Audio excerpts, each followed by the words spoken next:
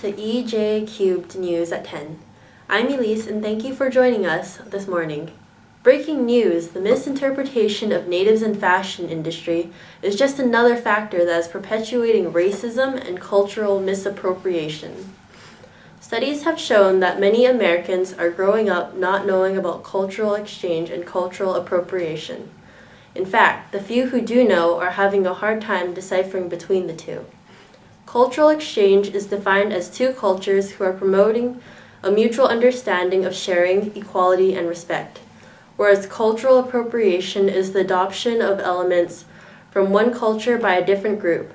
This is a byproduct of imperialism, capitalism, oppression, and assimilation. Cultural appropriation is extremely harmful because it is an extension of racism, genocide, and oppression. Now here's JJ to report on current trends. Good morning, America. This is JJ, and I'm reporting on the case of Native Halloween costumes. It is a season of trick-or-treating, spooky haunted houses, and dressing up as your favorite superhero. Although it does sound like it's always a good time every year, there are still pressing issues that offend the Native community. Believe it or not, dressing up as Native Americans date back all the way to when our great nation was founded. Way back into the late 18th century, Americans was getting tired of all these taxes that were being imposed on to the people. Imagine being taxed on for food, tea, materials, almost anything that is needed for everyday life. On the night of December 16, 1773, a group called the Sons of Liberty decided to raid the ships that was carrying all of the tea and dump them into the ocean. As for their disguises, they would dress up as Mohawk warriors, which was out of sheer convenience. It was convenience because the costume on the way to the wharf had the Mohawk costume in quantity. It was convenient at such short notice. Nowadays, people dress up as Native Americans for fashion and as for Halloween costumes. As it is in pop culture, many people do not realize how culturally sensitive it is to the Native people. Many corporations in the fashion industry are guilty of practicing cultural appropriation because recently they have been using Native American symbol or elements and have been applying it to the designs without the approval of these cultures. In fact, almost all Native-based designs have historical and spiritual meaning to different indigenous groups. Currently, there are a lot of high tensions regarding models misrepresenting Native American fashion. Recently, John Edmonds, or Miss North Carolina 2013, who belongs to the Lumbee tribe, had dressed as a glamorized version of Pocahontas for a photo shoot. Her pictures received some praise, but a considerable amount of backlash from Native communities. Many Natives did not approve of a Native woman representing a sex object, and would have had rather her represent honor, dignity, respect, and integrity. She was blamed for misappropriating Native American culture and hypersexualizing Native American women. The underlying issue of hypersexualizing Native women is that they experience gender violence 3 times more than any other ethnicity in America and have very high rates of sexual assault. Edmonds did not intend for her pictures to hypersexualize women, but rather capture the beauty and regal nature of their respectable historical figure. Edmonds did not realize so many would take offense to her image and had them removed from her profile. In other news, there are many non-Natives sporting very traditional headdress on runways. Here's Elise to tell us more on this subject. Thanks, JJ. I'm live now at the Victoria's Secret annual fashion show. The most shocking outfit today is the Native American style outfit used to symbolize the month of November. If we look behind, we can see the model sporting a floor-length feather headdress while wearing a leopard-spotted bikini and turquoise jewelry. The headdress itself is a historical symbol of respect and achievement. Each feather on the headdress is earned with a significant act or achievement. A full headdress would indicate that the person wearing the full headdress was usually either a chief or warrior, known to be fierce and brave. Women did not wear these, and as a result, many Natives rose up to say that Victoria's Secret misrepresented and disrespected their culture by using a non-Native to represent Natives in mainstream media and pop culture. The reason why this generated such a large response is based on years of colonialism, racism against indigenous people. If this company were to only work with Native communities, they could have avoided partaking in existing stereotypes. Similar to the Victoria's Secret fashion show, Chanel had a Dallas show that featured very similar feathered hairdresses in a cowboys and Indians theme. A pervasive theme of the show was Navajo prints and Native American inspired accessories. In fact, Chanel had the fashion show a while after the Victoria's Secret fashion show incident happened. What is most troubling is the fact that these themes always bring up voices of disapproval, yet they keep happening. The industry does not only exploit Native headdresses, but in Wild West themed runway shows, there are featured teepees, fire dances, and workers riding in on horses. Recently, Paul Frank had a fashion night called Dream Catchin' Powwow. The company's iconic monkey was drawn with war paint and a headdress plastered all over the walls. Glow-in-the-dark war-painted employees walked around with feathered hairbands carrying tomahawks and bow and arrow sets for picture-taking purposes. At the event, guests were greeted at the bar with a painted cow skull in front of the sign that read "Powwow and have a drink now." And the 3 drinks that the guests were able to order were Rain Dance Refresher, Dream Catcher, and Neon Teepee. Many natives were offended by this event and how it was allowed to go off without a hitch. Despite its many layers of racism and offense to Native people, after many complaints, Paul Frank posted an apology saying that they celebrate diversity and that the event was inspired by the richness of cultures around the world. Sounds a lot like the definition of cultural appropriation, huh? Anyways, here's Jamie to talk about the fashion industry's usage of Native patterns and designs. Thank you, Elise.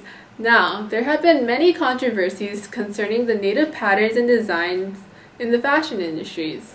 Brand name stores such as Urban Outfitters, Forever 21, and Isabel Marant have been marketing their clothes and accessories with a Navajo name and other conflicting phrases.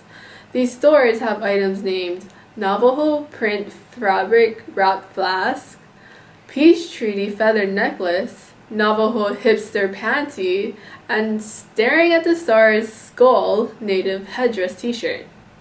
Most of these items include geometric patterns and vibrant colors. Now, however, these patterns do not represent the Navajo tribe. Thankfully, with the Federal Indian Arts and Crafts Act of 1990, it is illegal to offer or display for sale or sell any art or craft product in a manner that falsely suggests it is Indian produced, an Indian product, or the product of a particular Indian or Indian tribe, or Indian arts and crafts organization within the United States. Therefore, the Navajo Nation sent a cease and desist order to rename the products of those items. However, there are still industries that are slyly marketing their products that include stereotypical Native American symbols with Native American references. Sasha Houston Brown, a Native American in Minneapolis, says, "These and dozens of other tacky products you are currently referencing, Native America, make a mockery of our identity and unique cultures." Now, none of these corporations involve natives in their creation or share the profits of their designs. There lies a question of who gets to represent Native Americans and who gets the product. Now, here's Johnny to explain the meanings behind these designs. Thanks, Jamie. Today I will explain the symbolic meanings to the designs used in Native crafts. The designs and colors on Native-made crafts have meaningful ideas, symbols, or stories behind them. Each tribe has its own set of meanings. When designs are sold for profit without any intentions of understanding the meanings, it is disrespectful to the Native culture. For example, wearing a headdress and war paint is insulting because in Native culture, the feathers and face paint have purpose and spiritual significance. And to wear a headdress, you need to earn it through an action that honors your tribe. Not all symbolic meanings, like the headdress significance, are exposed to the public because some natives believe that not all knowledge of their tribe's culture should be shared. But there are meanings that have been shared, but mind that they do not represent all Native tribes because each tribe may have their own reasonings for each color or design. The Crow natives believe the color black is a symbol for victory, and arrow symbols might mean a hunt or a battle. The Navajo tribe believes black represents men and that blue represents women. In the Hopi Nation, blue is the most sacred and they use it to honor their gods. This is a beaded plain dress that was crafted by the Growing Thunder family for the National Museum of the American Indian. Everything on it stands for something important to the family. The triangle-shaped designs represent mountains. The blue background represents the color of the lakes. The horses symbolize wealth, and bonneted horses represent honor, the horse giveaway, or honoring a family member. And the horseshoes represent how many horses were given away. This is just one example of the special meanings each design holds in a native produced craft. Back to you, Jamie. Thanks, Johnny. Now, despite all these big name corporations creating designs without the consent of native tribes, there are a few clothing fashion industries that have many Native American support. One of them is Pendleton. Pendleton is a company that has been producing wool Indian trade blankets for Native American communities for more than a century.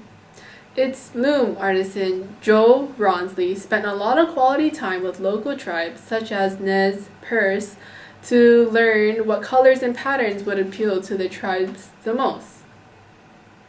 These patterns and fabrics are now incorporated into dresses, jackets, cardigans, and bags. Recently, Pendleton printed fabrics are popping up everywhere and are appealing to young natives, which concerns some Native Americans.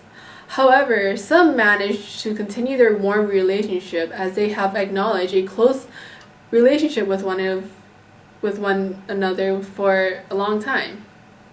Pendleton makes commemorative blankets for organizations such as the National Museum of the American Indian and the National Indian Education Associations. Works with Native artists to design these special blankets, and even donates some of the proceeds to Native American causes. In many Native American communities, Pendleton blankets and wear are associated with important events such as graduations, thank you gifts, and powwow events. A more contemporary brand is Nike. Nike has taken the initiative to team up with Pawnee artists for their American Indian Heritage collection. At first, the artist, Bunky Echohawk, was skeptical on why Nike was interested in Native heritage, but then realized that Nike really did a philanthropic goals with their new line. Their entire line incorporates Native philosophy and tradition while also giving some of the profits back to Native communities. In fact, the shoes from this line are specifically tailored to fit the feet of Native Americans. The trait that sets Native Americans' feet apart from the typical American is that their feet have a slight arch. So these shoes have very good arch support. And that's a wrap. Thank you for joining us this morning. Hope to see you soon.